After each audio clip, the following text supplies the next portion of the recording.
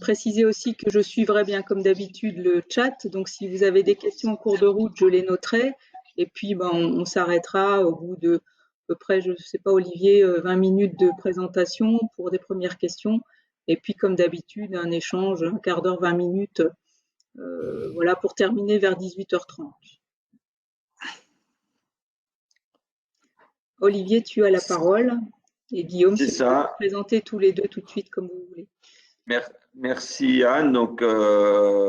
Bonsoir à tous. Avant de reprendre le déroulé, donc je me présente, Olivier Claude, directeur du parc des Ballons des Vosges. Et puis avec mon collègue Guillaume. Oui, bonjour, Guillaume Costin, en charge des finances au Parc des Ballons des Vosges. Voilà, très bien.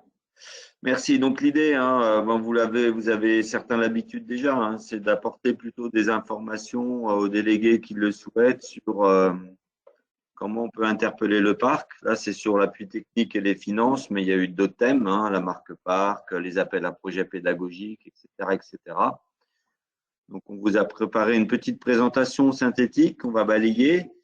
Alors, je vois dans le tour de table, on fait pas un tour de table où chacun se présente parce que ça peut être un peu long, mais bien sûr, vous avez vos noms. Et puis, s'il y en a qui posent des questions, on vous demanderait de vous présenter à chaque fois. Comme ça permet de voir qui est là quand même.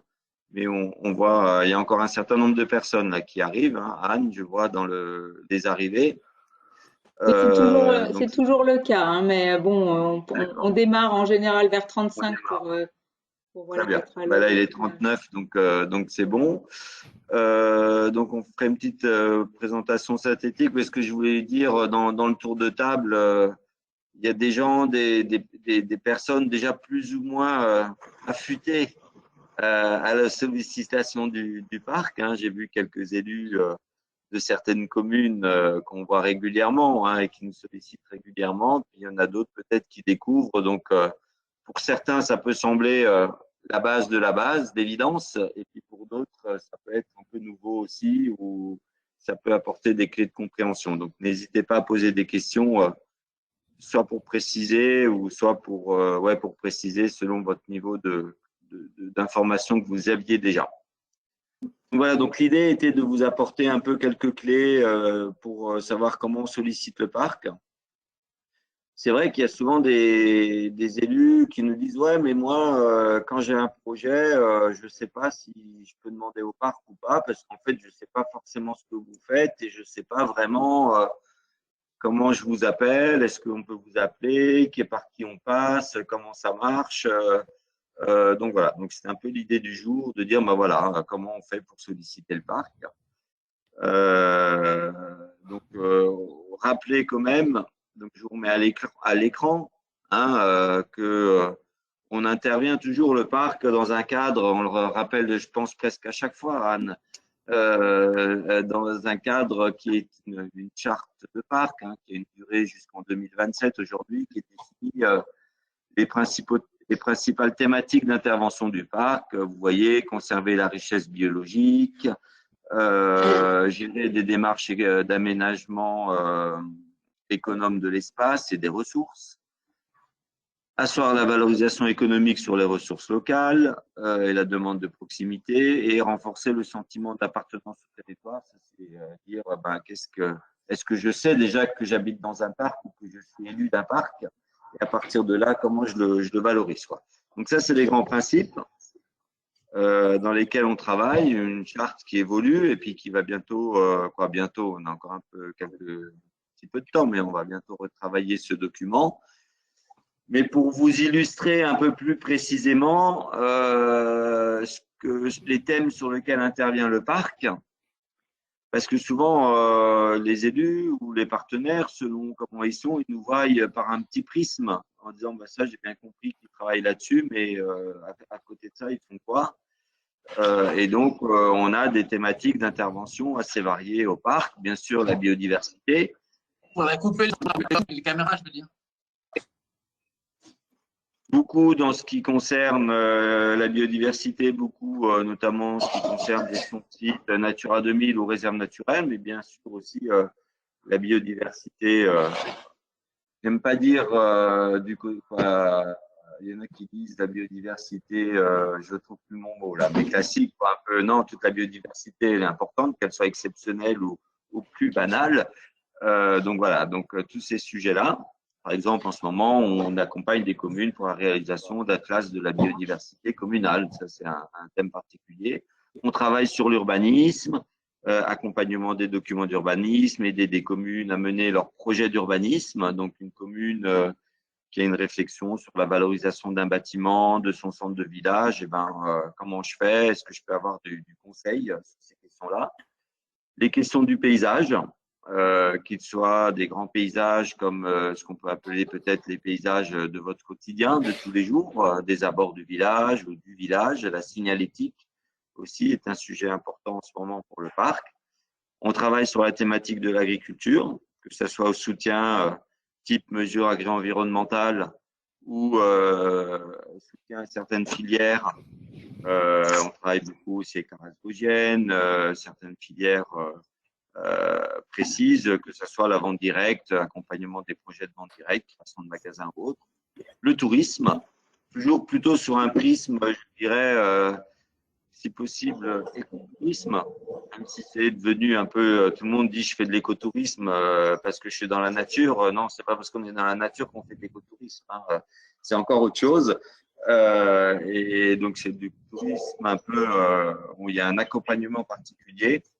Voilà, donc là aussi, on accompagne certains projets, sachant que le parc, on estime souvent qu'on n'a pas une vocation à monter des produits touristiques, surtout pas chez nous où le tourisme est quand même déjà assez développé, mais plutôt à créer un contexte favorable à un tourisme, j'aime pas trop le terme, mais responsable ou qui prend plus soin des milieux. Donc là, on est différent entre les parcs. Hein. Il y a des parcs vraiment, ils se donnent une montée des produits touristiques.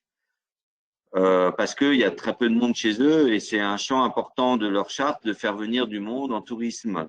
Nous, globalement, sauf peut-être quelques secteurs, notre thématique, c'est pas de faire venir des touristes. Il y a des organismes qui s'en occupent très bien, qui sont là pour ça, des offices de tourisme, des agences départementales du tourisme. Leur boulot, c'est de faire venir du monde. Nous, notre boulot, ce serait plutôt de pouvoir les accueillir correctement. Accueillir sans dénaturer, faire des navettes d'écrête, avoir des beaux sentiers, faire des outils pédagogiques. Après, les offices de tourisme, etc., vont pouvoir se saisir. Tout le travail sur la ressource locale. Donc, la ressource locale, bien sûr, on pense toujours à l'agriculture, mais le bois est une ressource locale, l'eau est une ressource locale, l'herbe, c'est l'agriculture, mais c'est une ressource locale. On dit toujours il y a trois grandes ressources hein, chez nous, l'eau, l'herbe et le bois. À partir de là, on fait quoi et comment on valorise un peu ces milieux-là, mais ça, on peut aussi travailler sur d'autres types de valorisation, aller un peu plus loin. C'est là notamment qu'on retrouve au parc la marque Valeur Parc Naturel Régional qui valorise des produits locaux et la valorisation de ressources locales. Le patrimoine culturel reste un thème intéressant, important pour le parc, hein, parce que quand vous entendez parc naturel, régional, vous entendez toujours naturel, donc c'est important. Mais le deuxième pilier, c'est la culture. On est des territoires habités, donc dont le paysage et l'environnement est quand même issu de culture, d'un façonnage ou d'une utilisation par l'homme. Hein, des espaces 100% naturels chez nous, je crois qu'on n'en a pas beaucoup, voire pas. On a toujours une interaction avec la gestion de l'homme, sauf peut-être sur des secteurs très particuliers, de secteurs inaccessibles, de falaises ou autres, et encore, l'homme y passe de temps en temps quand même. Et donc voilà. Donc, par contre, le patrimoine culturel est un thème important pour nous, qu'il soit physique, le patrimoine industriel, le patrimoine architectural ou qu'il soit immatériel autour des savoir-faire du parc. Ça fait partie de notre patrimoine. Et à ceci, on associe le développement culturel, qui est autre chose, hein, qui est plutôt la création. Je donne un exemple, on travaille beaucoup avec des structures, par exemple avec le Théâtre du Peuple de Busan, pour ceux qui connaissent, sur du développement culturel ou alors on a des partenariats avec certaines communes, des actions qu'on mène sur certaines communes de résidence artistique pour aider une commune ou un secteur à travailler sur un thème. Celui qu'on a actuellement, c'est autour du Kirsch de Fougerolles. Peut-être que, j'espère que vous connaissez tous le Kirsch de Fougerolles. Sinon, je vous invite à le connaître avec modération, bien sûr. Hein, mince, je suis allé trop vite. Avec modération, bien sûr. Mais voilà, du coup, on travaille en ce moment sur une résidence d'artistes dans le cadre des 10 ans de l'AOC du Kirsch de Fougerolles pour mettre en avant, non pas le produit, bien sûr aussi le produit, mais tout ce qui véhicule derrière, en termes de patrimoine naturel, en termes de culture, en termes de savoir-faire, en termes de lien social entre les gens. Et donc, c'est à ce titre-là qu'on fait des résidences d'artistes. L'accueil du public est un thème important, de plus en plus important, puisque sur certains secteurs du parc, on a de plus en plus de monde qui visite, et les locaux qui viennent de plus en plus se promener, qui viennent des villes portes ou même du territoire, parce que on se ressent parfois un peu sur son territoire, ce qui est une bonne chose aussi, hein, mais il faut accueillir tout ce public et leur donner de l'information sur la façon de fréquenter notre territoire. L'éducation est un thème important au sens pédagogie à l'environnement, donc on a un programme autour du jeune public. La communication, c'est une action sur laquelle on travaille. Par exemple, nous, on a de temps en temps des communes qui nous demandent aidez-nous à écrire un bulletin communal, un article dans notre bulletin communal ou intercommunal. On aimerait parler du parc ou de qu'est-ce que vous faites chez nous. C'est une façon pour nous d'informer nos habitants. Donc voilà. Et lié à tout ça, hein, c'est tout ce qui est sensibilisation des habitants, des visiteurs à ce territoire. Voilà un peu sur, j'espère que j'ai pas été trop long, mais sur les quelques, ça continue après, hein, donc j'en ai encore pour 10 minutes. Les thèmes sur lesquels le parc potentiellement intervient, sur lesquels vous pouvez nous saisir pour des actions. Parfois on vous dira oui, je vais vous dire comment après. Parfois on peut vous dire non, pas tout de suite. Ou non pas du tout parce que c'est vraiment pas nous qui nous en occupons, on verra ça tout à l'heure. Voilà, donc ça. Et donc pour travailler là-dessus, je vous ai pas mis l'organigramme, ce qu'on appelle l'organigramme de l'équipe technique du parc. On a une équipe d'élus et puis une équipe technique qui est chargée de mettre en place le projet un peu plus politique du parc. Et donc aujourd'hui, vous pouvez aller voir sur le site internet du parc, il y a ce qu'on appelle un trombinoscope. Vous verrez la tête de tous les agents du parc et vous avez leur adresse internet, leur numéro de téléphone direct. Donc, ils sont tous équipés quasiment d'un petit appareil magique. On ne sait pas s'il est toujours magique, mais d'un téléphone portable pour être joint facilement. Mais on s'y est aussi, voilà, on s'est adapté à cette situation. Et puis, donc, vous pouvez, bien sûr, sur toutes ces thématiques, repérer qui, selon vous, vous semble la personne la plus adaptée. On verra tout à l'heure comment. Et puis, leur demander un appui. Donc, voilà. Donc, ça, c'est sur les grandes thématiques. S'il y a vraiment quelqu'un s'il y a une imprécision, quelque chose de pas clair, hein, vous n'hésitez pas à demander la parole en la prenant directement. Hein, il n'y a pas de souci, vous ouvrez votre micro. Sur le budget, alors là… Excusez-moi, juste un petit truc. Si la personne qui tousse pouvait couper son micro pour l'enregistrement, ce serait plus confortable. Alors, je ne sais pas qui c'est, mais merci. Je vois plusieurs micros ouverts. Alors, voilà, pour le confort de tous. Excusez-moi, mais ce serait bien mieux.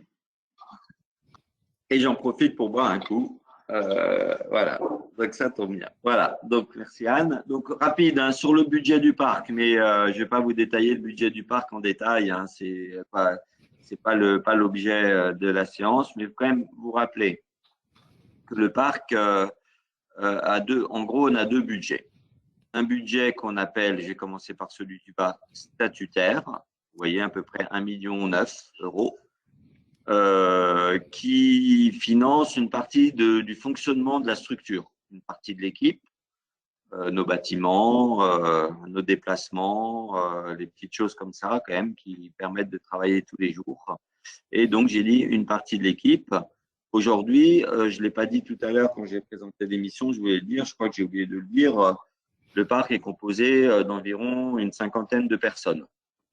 Sur ces 50 personnes, vous en avez, on va dire, 10-15 qui sont sur des missions un peu plus support, un peu générales, du secrétariat, un responsable financier, des ressources humaines, etc.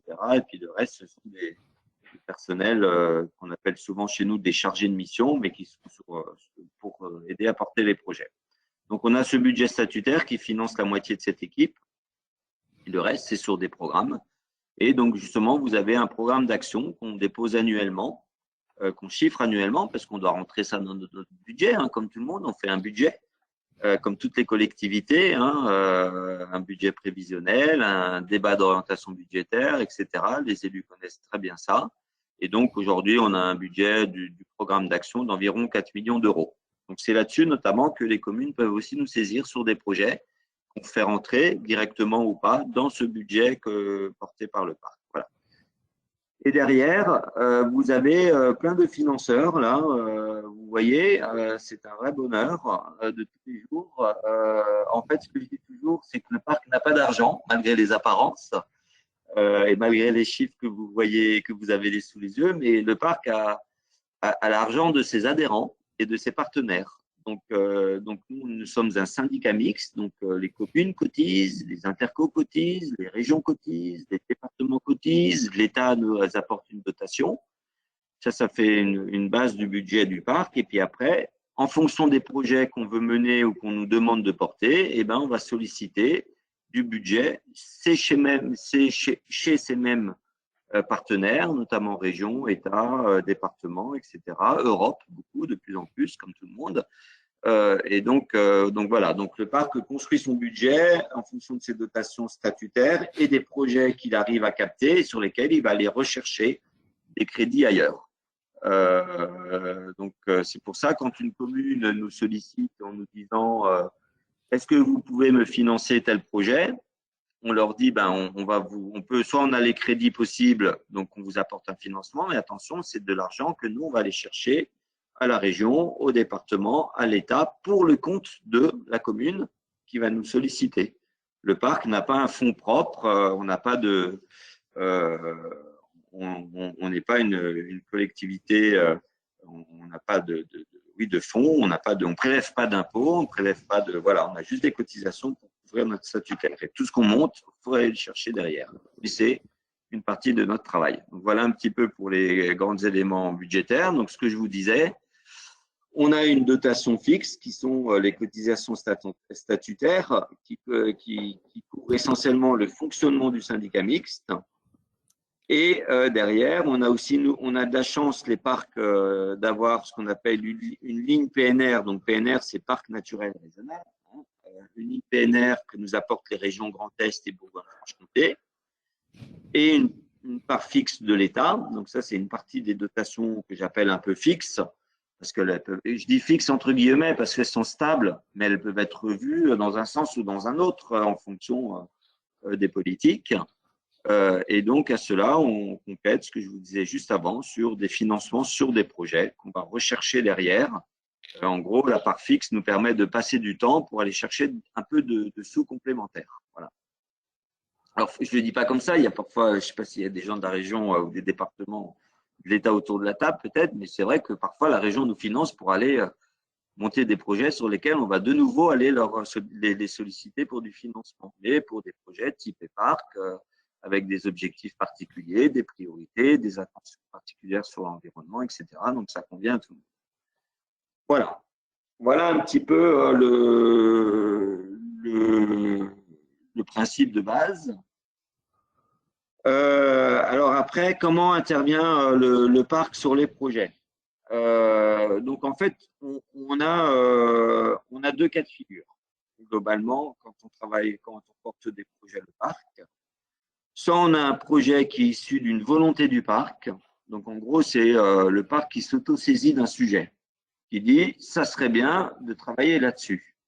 Je donne un exemple. En ce moment, on a monté un travail sur une meilleure valorisation de la filière sapin des Vosges. Et puis, tout ce qui est en lien avec la gestion des habitats liés à la forêt, du sapin, etc.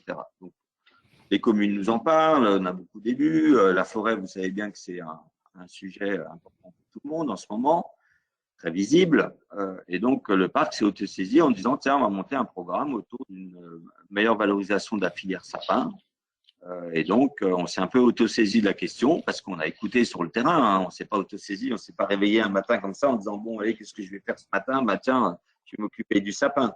Non, à force d'avoir des échanges avec des élus, d'observer l'évolution du milieu, de travailler avec les scieries, etc. On s'est dit, il y a quelque chose à faire sur ce sapin des Vosges, donc on va s'autosaisir et on va monter un projet, on va le porter nous, on va chercher des sous. Donc ça, c'est un cas de figure.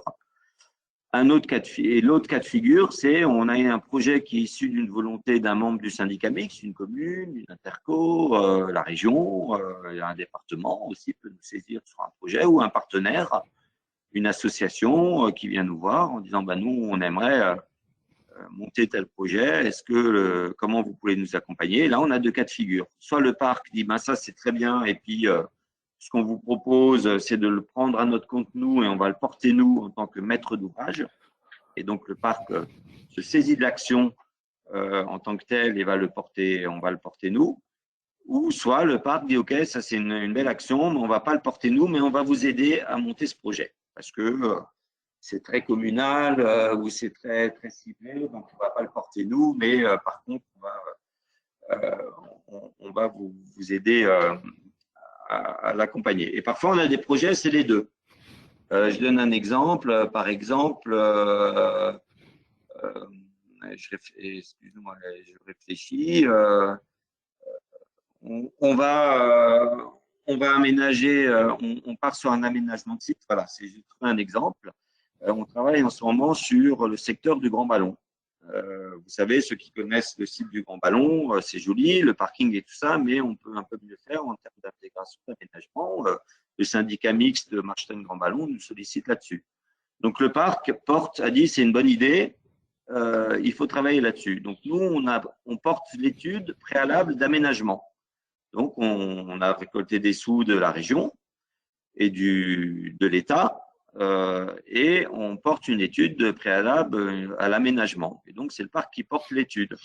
Mais après, la réalisation, ce n'est pas le parc qui va faire les travaux. Donc, la réalisation va être confiée soit au syndicat mixte qui gère le site, ou soit à l'une des communes concernées qui va dire, bah, moi, je prends en main la réalisation. Donc, on est un peu… donc, voilà, ça peut arriver aussi assez souvent dans nos façons de travailler. Voilà. Donc voilà un petit peu l'exemple. Sur un exemple d'un partenaire, par exemple, un partenaire, tiens, le club vosgien va nous dire, bah, tiens, tel et tel sentier, il est dégradé, il faudrait mieux l'entretenir, il faudrait le baliser, il y a des problèmes de ruissellement. Nous, on peut faire les travaux du quotidien, mais là, on est sur un gros chantier de remise en état. Et donc là, et en plus, on est dans la réserve naturelle, machin. Et donc là, le parc peut dire, OK, c'est un sujet stratégique, les sentiers, l'entretien des sentiers, donc on veut bien porter l'opération pour le compte du club vosgien qui assure l'entretien, qui fait des petits travaux, mais pour la partie un peu plus lourde, on veut bien nous s'occuper. Ou alors on va dire, bah, tiens, on veut bien accompagner le projet de sentier, mais on va voir avec la commune concernée ou la communauté de communes s'ils sont prêts à porter le projet. Donc voilà, donc on avance presque au cas par cas. Voilà. Donc, je ne vais pas trop m'attarder parce qu'après, je vais rentrer, ça va être un peu, je vais vous embrouiller un peu l'esprit, j'espère pas. Donc après, l'idée, c'est comment solliciter le parc. Alors, on a fait un petit schéma qui vaut ce qu'il vaut, mais qui est un petit peu une façon de faire. C'est dire, j'ai un projet, vous avez un projet, vous, commune ou association ou un pays, ou que sais-je, j'ai un projet et vous pensez qu'il correspond à une thématique du parc. Parce que vous avez bien sûr tous lu la charte du parc et donc vous vous êtes dit, ça me semble rentrer dans les clous. Ou alors, vous avez capté, vous avez vu le document synthétique de présentation du parc et vous avez dit, ben, à mon avis, si on est sur l'environnement ou si on est sur la réflexion d'un bout du patrimoine ou un musée, ça me semble être du ressort du parc. Donc, je vais leur poser la question. Et donc là, vous contactez le parc par courrier, par téléphone, par mail, ou alors soit via un élu du parc, parce que nous avons des élus qui siègent au parc, vous êtes délégués au parc, vous-même. Donc, un habitant peut vous saisir en disant, bah, tiens, vous, j'ai vu que vous étiez délégué au parc. Moi, j'aurais un projet. Est-ce que ça peut être intéressant? Donc, vous allez nous saisir derrière en disant, bah, tiens, telle association de mon village voudrait monter ça. Est-ce que ça fait partie des compétences du parc? Donc, voilà. Donc, soit bien un élu, ou alors vous connaissez, vous êtes élu communal et puis vous connaissez très bien monsieur le conseiller départemental ou madame la conseillère départementale interne et vous savez qu'elle siège au parc, donc vous allez lui dire, bah, tiens, toi qui es au parc, est-ce que tu peux pas m'aider à monter mon projet? Donc voilà, ou alors directement l'équipe, et c'est là où vous allez regarder l'organigramme que vous avez sur Internet, et puis vous allez pouvoir faire un mail à la personne de l'équipe qui vous paraît la plus correspondre au projet, ou directement au secrétariat en disant, bah voilà, moi j'ai un truc, j'envoie un message au secrétariat du parc, il y a les adresses, dites-moi vers qui, à qui je peux m'adresser. Alors, ce qu'il ne faut jamais faire, c'est envoyer un mail au directeur, parce que il risque de ne pas vous répondre, parce qu'il ne va pas voir le mail. Non, je dis ça parce que ça arrive de temps en temps quand même, à moi ou à d'autres, que vous envoyez un message, et puis en ce moment, vous savez, parfois, vous avez 150 messages dans la journée, donc s'il passe à l'as, c'est dommage. Donc, c'est toujours bien de faire au chargé de mission concerné, vous mettez aussi l'adresse du secrétariat que vous avez sur le site internet. Et puis, comme ça, il y a doublon, quoi. Donc, ça, c'est pas mal. Et donc, c'est là qu'on vous répond, soit non. Non, c'est pas de notre ressort. Nous, on va pas s'occuper de ça. Donc, mais on vous conseille, si on peut, d'aller voir telle structure ou tel organisme qui nous semble être plus de votre ressort. On dit la thématique est intéressante, pourquoi pas, c'est un sujet intéressant, mais nous, non, on n'est pas compétent, on n'a personne pour vous aider là-dessus, donc même si c'est intéressant, si ça rentre un peu dans les clous, bon an mal an du parc, si c'est pas complètement déconnecté de l'action du parc, nous, on n'a personne pour vous aider, donc ça va être difficile. Alors parfois, ça nous arrive quand même. J'aurais peut-être dû mettre une petite flèche on dit, ben non, nous, non, on n'a personne pour vous aider. Mais l'idée est bonne, c'est quand même l'occasion d'y réfléchir, quoi. Et du coup, l'idée chemine et nous, on peut travailler avec nos élus. Quand je dis nous, l'équipe, avec le comité syndical du parc, où les collègues vont venir me voir en me disant, Olivier ou Guillaume que vous avez là, ou Anne, en disant, bah là, on a une sollicitation sur tel projet. Aujourd'hui, pour l'instant, on s'en occupe pas, mais est-ce que ça ne serait pas une piste qui va venir? Et puis parfois, il y a 2, 3 communes qui nous disent la même chose. On se dit, mince, il y a quelque chose à faire, il se passe quelque chose, peut-être qu'il faut qu'on déclenche un nouveau dispositif. Donc ça peut être aussi une solution, mais on n'aura pas de réponse immédiate. Et puis après, ou alors, l'autre cas de figure, c'est on dit, bah oui, c'est tout à fait dans nos prérogatives et donc on va se voir pour définir les modalités d'intervention du parc. On va voir avec vous comment on peut vous aider, qu'est-ce qu'on peut vous apporter, dans quel délai. Alors ça, c'est un peu frustrant, la question des délais, parce que souvent, on a des communes, ils ont des très bonnes idées, d'ailleurs, souvent, généralement, où il y a des très beaux projets, mais malheureusement, la personne qui s'occupe du projet, de la thématique, est débordée, elle a déjà plein de trucs à finir avant d'engager un nouveau projet, donc on met un peu en attente, quoi. Donc et parfois, j'avoue que parfois, il y a des élus, ils nous disent, ouais, mais moi, ça fait 3 fois que j'appelle, ou on m'a dit qu'on me rappellerait quand il y aurait plus de temps, mais ça ne vient pas. Et donc ça, on sait avec Anne, on suit ça, qu'on a aussi manière à un peu se perfectionner sur le suivi des sollicitations des communes, parce que je ne l'ai pas rappelé, mais vous le savez en début, on a quand même 200 communes adhérentes au parc. Donc, vous voyez, sur 200 communes, il peut y en avoir beaucoup des projets. Donc, il faut un peu parfois qu'on fasse des priorités ou du tri sur les projets, ou qu'on trouve des méthodes pour les choisir. On en parlera tout de suite. Voilà. Et donc, une fois qu'on a dit qu'on est dans les prérogatives du parc, et après je vais accélérer, on définit, soit on a juste un appui politique, c'est-à-dire que vous avez un très bon projet, le projet il est quasiment ficelé, vous avez fait les plans de financement, vous avez contacté déjà un tel, vous avez juste besoin d'un coup de pouce du parc en appui un peu politique, où le parc va dire, bah, nous, on a été contacté par telle commune, le projet il est vraiment super, et on insiste auprès des financeurs potentiels ou des partenaires potentiels, dire il faut vraiment y aller, il faut vraiment être avec ce projet parce qu'il est bien, mais voilà, ça s'arrête là. souvent, le plus souvent, on a un appui technique. Donc, c'est-à-dire que c'est là qu'on déclenche l'équipe du parc. Hein. Dans l'équipe, il y a des gens spécialisés en environnement, en urbanisme, en agriculture, en tourisme, en culture, etc. Tous les thèmes que je vous ai présentés. Et on fait du conseil en amont des projets. Donc, on vient vous voir pour vous dire, bah, tiens, il faudrait plutôt faire comme ci, comme ça. Voilà un peu notre regard. Parfois, une commune de 400 ou 500 habitants, même parfois plus, vous n'avez pas forcément un architecte urbanisme dans la commune, voire généralement, vous n'en avez pas. Et nous, on en a. Donc, ça sert à ça, la cotisation. C'est-à-dire, ben, nous, on recrute des architectes, on recrute des gens sur l'environnement, ben, ou sur autre chose, ben, c'est l'occasion, vous avez en quelque sorte un petit droit de tirage du fait de la cotisation. Donc, soit on fait du conseil en amont, on aide parfois à rédiger les cahiers des charges pour trouver les bons prestataires.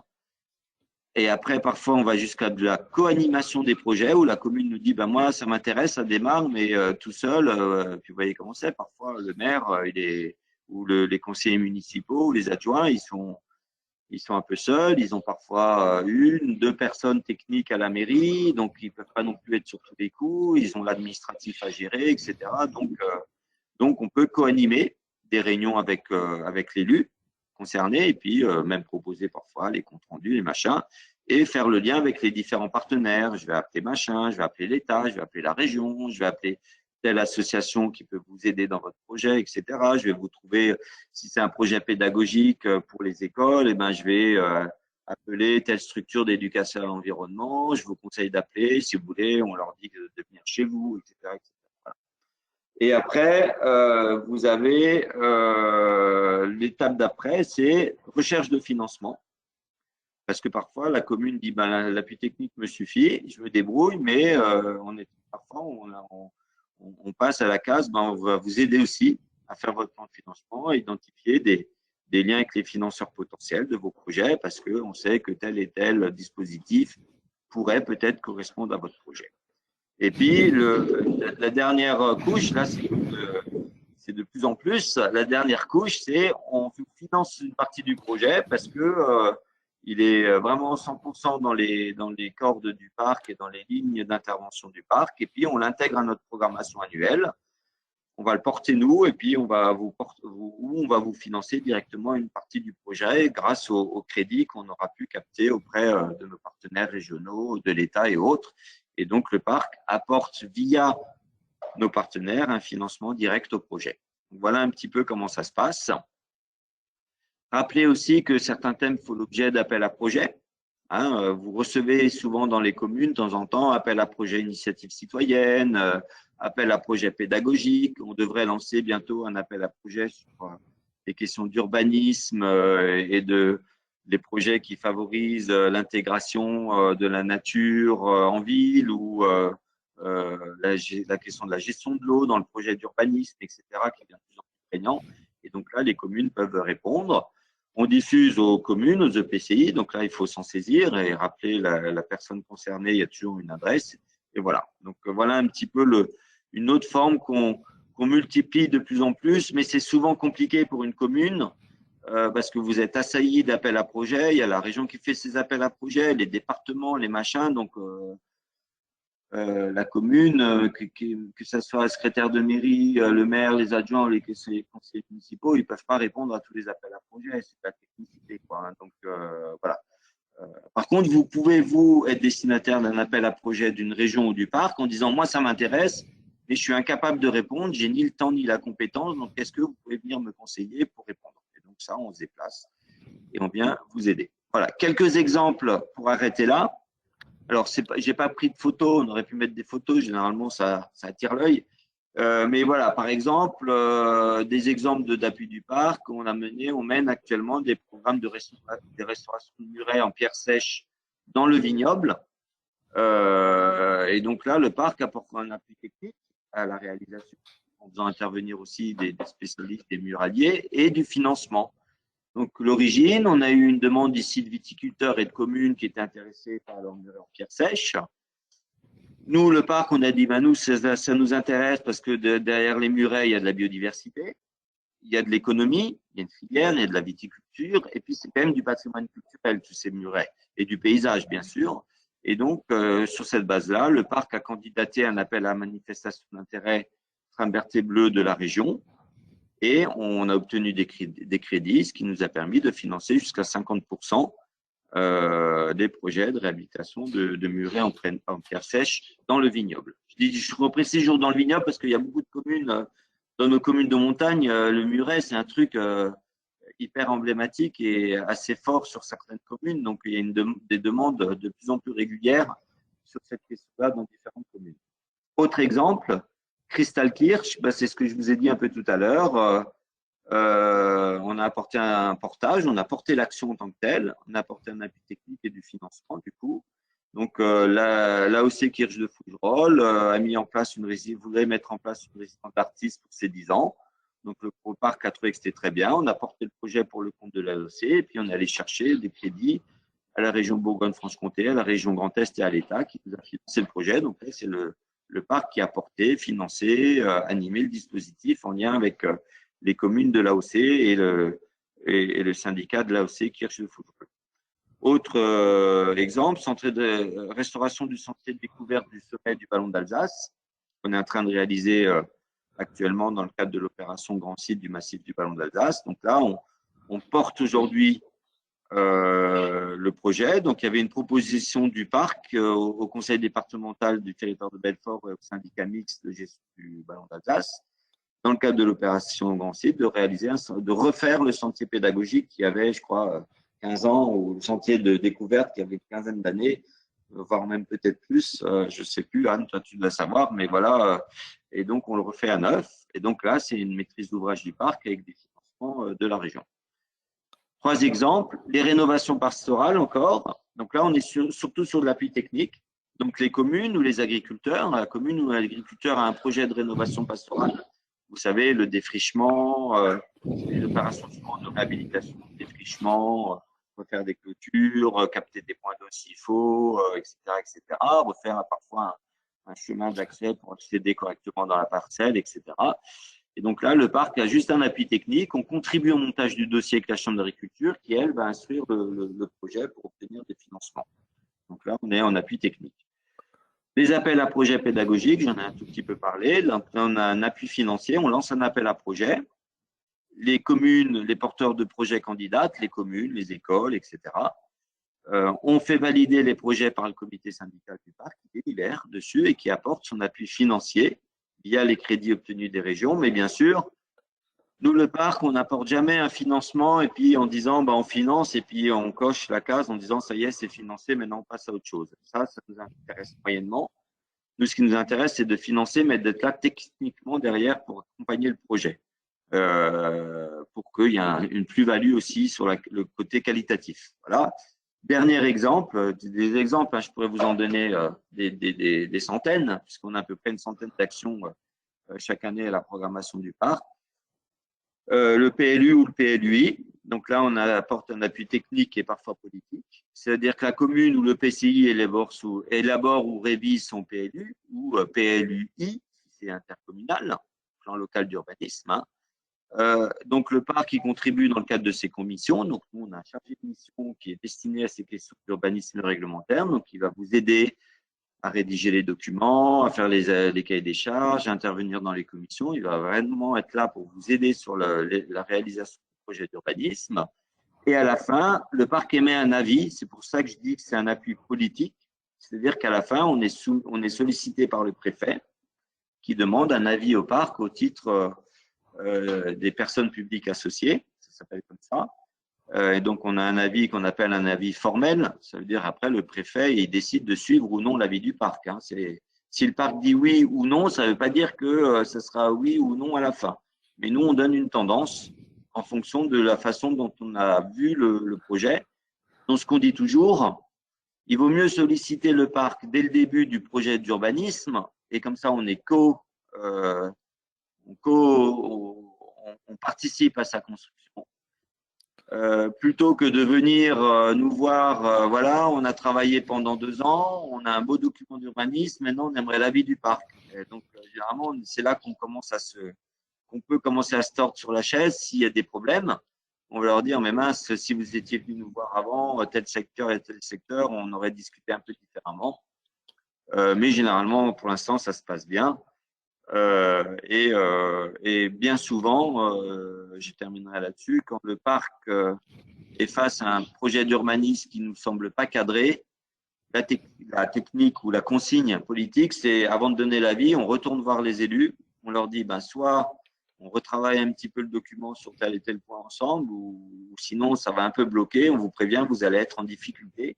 Pas forcément parfois du fait du parc, hein, c'est parfois des choses que on voit des vices de forme qui sont indépendants du parc, et puis du coup on aide la commune à retravailler le document. Voilà, donc voilà un peu quelques exemples pêle-mêle d'action du parc, et je crois que j'ai fini, Anne, et j'ai tenu un peu trop longtemps.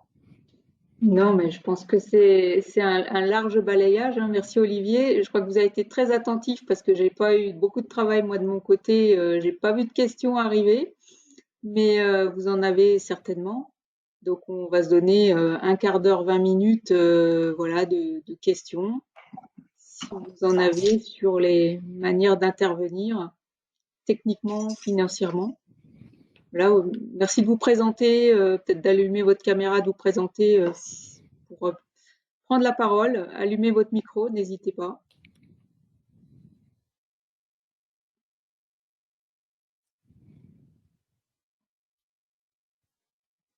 Pas de questions, tout est si clair que ça. Soyez pas timide, hein, c'est pas parce que c'est le directeur. J'ai plutôt assommé tout le monde, je pense, pour un lundi.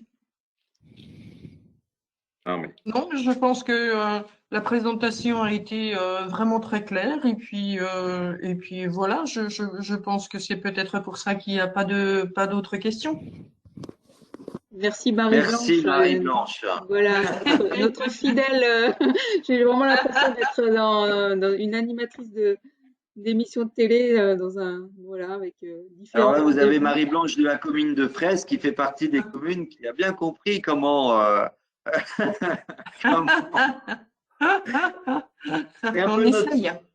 C'est un peu notre souci souvent, c'est-à-dire que quand une commune a commencé à comprendre et que ça a commencé à marcher, la bobine, le fil se tire et puis on dit ah ben tiens, on n'avait pas compris que vous faisiez aussi ça, c'est sympa, c'est sympa. Donc nous on a même parfois des remarques en disant, je vous dis pas de qui, hein, mais essayez de pas toujours travailler pour les mêmes. La grosse question, c'est comment on peut aller voir les communes qui ne travaillent pas avec le parc alors que c'est sûr qu'elles ont des besoins. Mais elles n'ont pas l'habitude et du coup, nous, on est phagocytés, entre guillemets, excusez-moi, Marie-Blanche, mais on est très occupés par des communes et c'est un grand plaisir. Mais à un moment donné, voilà, on a aussi parfois ce dilemme en disant, mince, il faut un peu qu'on aille voir aussi. Mais généralement, on voit que ça fait tache d'huile, hein. Quand il y a une commune qui commence à travailler sur 2-3 projets concrets, ben, les voisins ils disent, bah ouais, c'est vachement bien, et puis hop, on arrive à travailler avec d'autres. Voilà. C'était juste pour vous faire travailler aussi. Si jamais l'équipe s'ennuyait, je sais qu'on peut compter sur certains pour nous occuper, hein. Oui. D'autres remarques, d'autres questions, profitez-en, hein, c'est pas tous les jours Olivier est en direct live avec nous. Denis Schmittlin de la commune de Linton. Donc, j'aurais posé des questions dans la préparation, mais j'ai vu qu'il y avait une réunion spéciale qui serait organisée pour les aides aux agriculteurs et ces projets-là, quoi. C'est ça. C'est vrai, Monsieur Schmittlin, vous nous avez posé la question et c'est important, hein, on est de plus en plus, historiquement sur le massif des Vosges, et puis le parc avait toujours accompagné la dynamique de ce qu'on appelle, j'ai mis dans les quelques exemples, hein, des rénovations pastorales, des ouvertures paysagères, etc. Et il y a un vrai sujet actuellement sur ces questions-là parce que parfois ces dispositifs se sont un peu complexifiés dans l'instruction des projets et dans le financement. Et donc, parfois pour des bonnes raisons, hein, parce que parfois peut-être qu'on ne faisait pas toujours attention à tout ou sur certains types de travaux, mais Mais malgré tout, on a un peu du mal à garder la même dynamique, alors qu'on a encore beaucoup de besoins. Et donc, on aura, je crois, c'est le 18 mai, Anne, je crois. Hein. C'est ça. Oui, quelque chose. Le 18 mai, ce sera sur les rénovations pastorales. Et pour info, le prochain, c'est le 4 mai, ce sera les mesures agri-environnementales, parce que le parc, il travaille aussi depuis très longtemps. Et un peu de la même manière, ça, tous les 5 ans ou 6 ans, hein, Olivier, c'est remis sur le tapis. Donc, il faut reprendre son bâton de pèlerin et revenir là-dessus. Donc, les deux sont un peu liés, quoi, les mesures agri-environnementales et les rénovations pastorales. Voilà, ce sera deux sujets, 4 mai, 18 mai. Excusez-moi, il y a le problème de la taxe qu'il faut payer pour soi-disant le défrichement. Et ça, c'est un vrai problème en montagne. Ça, c'est un vrai problème. Ouais. Alors, il faut essayer une solution.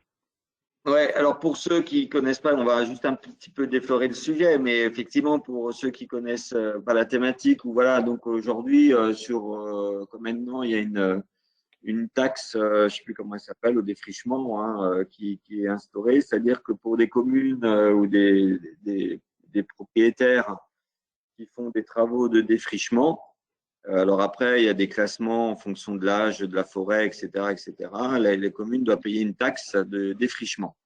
En fait, ça c'est une mesure qui se comprend très bien quand vous regardez au niveau macro national,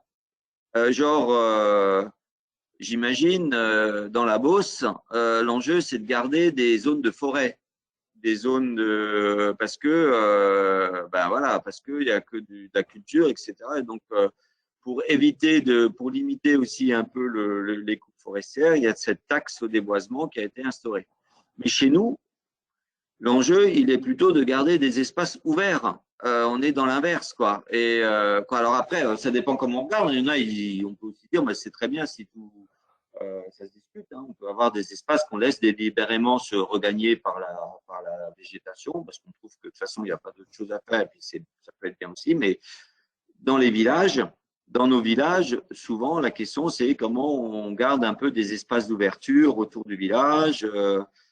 Comment on entretient les pâturages, etc. Et du coup, là, souvent, on a des communes, quand on est souvent sur des terrains communaux, qui sont confrontés à cette fameuse taxe. Et vous devez en plus payer, non seulement on a un peu des soucis aujourd'hui d'obtenir des crédits, mais en plus, vous devez payer la taxe de défrichement. Alors aujourd'hui, l'État nous répond, ah ben oui, mais c'est aussi grâce à cette taxe qu'on a pu débloquer des fonds de reboisement suite à la crise du scolite. Donc, ils nous la font à l'envers.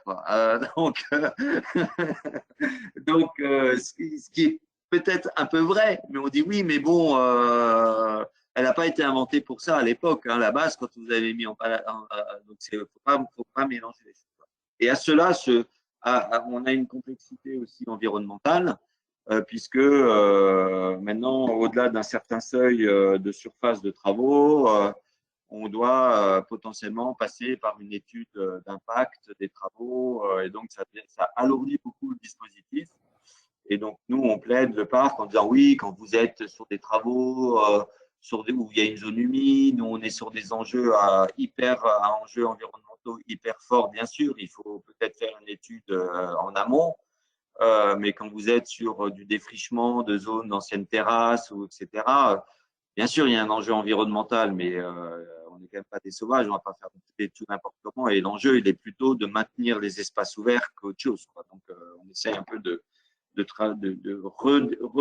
repréciser les dispositifs de soutien. Voilà, alors vous aurez beaucoup d'infos et l'occasion c'est Frédéric Chalère qui présentera ce sujet. Je crois qu'il y avait un autre micro c'était Monsieur Cabuzzo et j'avais vu un autre micro tout à l'heure, Monsieur Borer après aussi. Alors, oui. Monsieur Cabuzzo, si vous voulez bien. Oui, bonsoir. Je vais mettre la caméra. Oui, bonsoir. Je voulais simplement vous demander si vous envisagez de reprendre des séminaires d'une demi-journée, d'une journée, comme ça se faisait autrefois, sur des thématiques que nous rencontrons dans nos communes, comme par exemple la chasse. Hein, je me souviens qu'on avait fait ça, alors je ne sais plus où c'était, je crois que c'était dans la vallée de Cannes. À Crute, sur l'équilibre forêt-gibier. Je ne sais même pas en quelle année, parce que c'est vrai que c'était bien avant toutes ces périspéties. Oui, ça remonte à un petit moment. 2018, 2019 peut-être. Et il y avait un autre thème également qui nous touche beaucoup ici dans le secteur du Hollandsbourg, c'est la surfréquentation du massif. Et donc, je me souviens aussi d'un séminaire à Bussan, très intéressant, où on avait fait le point sur la fréquentation des espaces naturels par tous les engins à moteur ou sans moteur, etc., etc. Et lien également avec la chasse, en fin de compte. Hein, comment faire vivre un peu les différents utilisateurs de cet espace en bonne entente. C'est pas toujours évident. Hein, Monsieur Michel est intervenu l'autre jour sur une 4C. Il a bien pu voir un peu les problématiques qu'on rencontre par ici. Voilà. Tout à fait. Bah, écoutez, c'est noté. C'est vrai qu'on a un peu peut-être levé le pied là-dessus. Vous avez raison de nous le resignaler, puisqu'on avait pris pour habitude de faire ce qu'on appelle les journées des élus. C'est ça. Et sur un thématique un peu récurrent qu'on constate sur beaucoup de secteurs, on organise une journée vraiment ciblée avec des experts et puis où les élus peuvent partager leurs expériences et tout. Okay. Ouais. C'est ça qui était intéressant, c'était l'intervention des experts des différentes questions que nous ne connaissons pas nécessairement. D'accord. Merci. Ouais.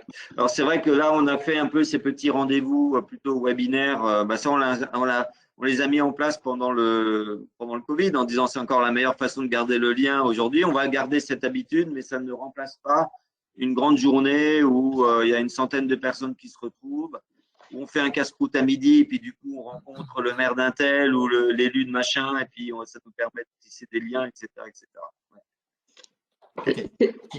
Par contre, Olivier, on aura 3 rendez-vous de tous les délégués, plutôt pour discuter du rôle du délégué et des sujets que vous souhaiteriez traiter. Et ça, ce sera sur 3 samedis de juillet, 2 en juillet, 1 en août. On s'est dit que ça pourrait être l'occasion de vous retrouver. C'est vrai qu'on était quand même coincés par le contexte qui faisait qu'on pouvait plus se réunir à une centaine de personnes. Donc là, il y aura 2-3 dates, on vous aurez bientôt les invitations et aussi une sollicitation pour préparer justement ces rencontres avec nous, nous l'équipe technique, pour que justement on cible, comme vous avez fait cette intervention, Monsieur Borer, vraiment des sujets par la suite qu'on va traiter avec vous et qui répondent vraiment à vos questions. Donc, je crois qu'il y a Monsieur Cabus là qui voulait intervenir. Je crois que c'est à vous. Puis ensuite, Monsieur Eman, peut-être. Oui, bonsoir à tous. Bonsoir Olivier. Oui, sur notre commune, donc attendez, Plateau des Monsieur Milletans. Eman, c'était à Monsieur Oui. Cabut d'abord. Ah, excusez-moi, dans l'ordre d'apparition. Je voulais savoir si cette taxe de défrichement est due également par les agriculteurs ou que par les communes. On n'entend pas très bien. Pourriez répéter, s'il vous plaît? Oui, je voulais savoir si la taxe de défrichement est due également par les agriculteurs ou seulement par les communes. De mémoire, je crois que c'est le propriétaire. Ok. Voilà. Donc, Monsieur Cabut, je crois de la commune de Wasserbourg, il me semble. Hein. Oui, Olivier. Mon maire, hein, c'est pour ça que j'ose le dire. On vous donnera des précisions. Je reposerai la question à Frédéric, mais je pense qu'il l'abordera, bien sûr. Très bien, messieurs. Je vois que c'est un sujet qui peut vraiment préoccuper et puis intéresser. Donc, ça vaut le coup de faire un temps vraiment spécial là-dessus, voire, selon le rendez-vous qu'on aura, Anne, peut-être une journée spéciale, la journée des élus, comme c'est ça. M. Borer. Je viens d'y penser. Monsieur Eman, la parole est à vous. Oui. Oui, merci. Bonsoir à tous. Bonsoir Olivier. La question que je pose, ça concerne la lutte contre la renouée du Japon. On a de la renouée qui envahit un petit ruisseau qui est proche d'un site qu'on a mis en valeur, le moulin. Donc, je voudrais savoir si le parc peut nous accompagner, voire nous financer sur une lutte contre cette plante invasive. C'était aussi l'objet d'une journée qu'on avait faite il y a longtemps pour ceux qui étaient déjà au parc, à Fougerolles, Val d'Ajol. Voilà. Et c'est vrai qu'on s'était dit, et Monsieur Borer, c'est vrai que vous avez tout à fait raison, on s'était même dit que 5 ans après, ce serait intéressant de reprendre ces sujets pour voir ce qu'il en est. Et du coup, là, c'est vrai que les sujets reviennent. Donc, il y a la signalétique aussi qui va revenir. Hein. On l'avait traité, la publicité, ça va revenir aussi. Voilà, il y a quand même des sujets récurrents là qu'il faut qu'on reprenne. Peut-être du coup, Anne, par rapport à cette thématique, donc Bruno Eman, un maire d'Amage, en Haute-Saône, hein, ceux qui connaissent pas Amage, il faut y aller. Donc du coup, oui, peut-être on pourrait déjà conseiller à demander à notre collègue Fabien Dupont, là, qui est plutôt sur Natura 2000 Haute-Vosges, mais il a accompagné quelques communes, notamment la commune du Valtin, dans les Vosges, là, pour ceux qui connaissent, derrière le col de la Chourte, là, et donc sur des expérimentations de lutte contre la renouée avec du bâchage, avec des choses comme ça. Donc ça peut être intéressant que Fabien, Anne, on note que Fabien, il vous passe au moins un coup de fil pour vous dire où on travaille, quoi. Ouais. Tout à fait. Puis il y a des fiches d'expérience. C'est vrai qu'en 5 ans, là, il y a eu pas mal. Il a suivi, en fait, pour lutter contre tous les foyers qui apparaissent. Il faut vraiment lutter au plus tôt, quoi, dès que ça apparaît finalement. Mais je vous remettrai en relation avec Fabien Dupont. D'accord, merci Anne. Et après, on a pas mal de questions sur la renouée, puis aussi des indicateurs sur les autres plantes invasives, quoi. On connaît moins parfois, hein. Mais donc il y a un sujet autour de ça, ouais. Ouais. Oui, puis des plantes qu'on trouve belles, qu'on plante dans nos jardins, puis qui vont se retrouver ensuite envahir. Donc faire de la prévention aussi par rapport à ça. Voilà, est-ce qu'il y avait d'autres questions, remarques, propositions, sujets? Alors, on avait envoyé un questionnaire auquel je pense vous avez répondu pour certains d'entre vous, justement autour de ces rendez-vous du parc pour récolter les sujets qui vous préoccupent, pour que justement on puisse aussi vous donner la parole pour faire partager vos expériences. Hein, c'est pas toujours à nous de parler, vous voyez. Donc là, je vais en faire une synthèse. Mais n'hésitez pas à me faire remonter ou à Mireille Joly des sujets qui vous préoccupent, on les regardera de près. Et puis Monsieur Gasser, je crois, avait une question encore. Vous ouvrez votre micro. Oui, merci. Oui, j'ai pas dit bonjour, donc je dis bonjour. Je suis arrivé comme un cheveu sur la soupe. Voilà, moi c'est Alsace Nature. Oui, j'ai juste une question par rapport au projet d'agrandissement, enfin d'extension urbanistique de Crute, donc le sauvage. Je crois que le parc a donné un avis, il me semble, ou alors j'ai mal suivi. Donc ça pose le problème notamment des assainissements, puisqu'on a pour le moment les maisons qui sont construites, c'est des assainissements donc individuels, donc qui sont des épandages sur le terrain. Et donc les maisons qui viennent en plus sont des microcentrales, donc visiblement il y a un dépassement de capacité du terrain à résorber donc les assainissements individuels. Et donc, ces maisons avec donc, qu'est-ce que je dis? Assainissement, hein, c'est ça, autonome, ouais. Microcentrale d'assainissement, donc elles seraient raccordées l'une à l'autre avec un tuyau, donc ça va après dans les ruisseaux adjacents. Et on perd du coup une garantie de ruisseaux de première classe par rapport notamment aux poissons et à la microfaune. Et je pense que c'est un questionnement parce que l'ensemble des zones de chalets de notre vallée, donc vous connaissez bien Olivier, sont en prévision d'extension urbanistique dans une idée aussi quelque part écologique de dire que si du moment que le terrain est utilisé, autant qu'on l'utilise dans une certaine densification. Et donc il y a pas mal de villages qui ont ces zones qui étaient annoncées comme zones de chalets qui maintenant deviennent du résident plutôt permanent.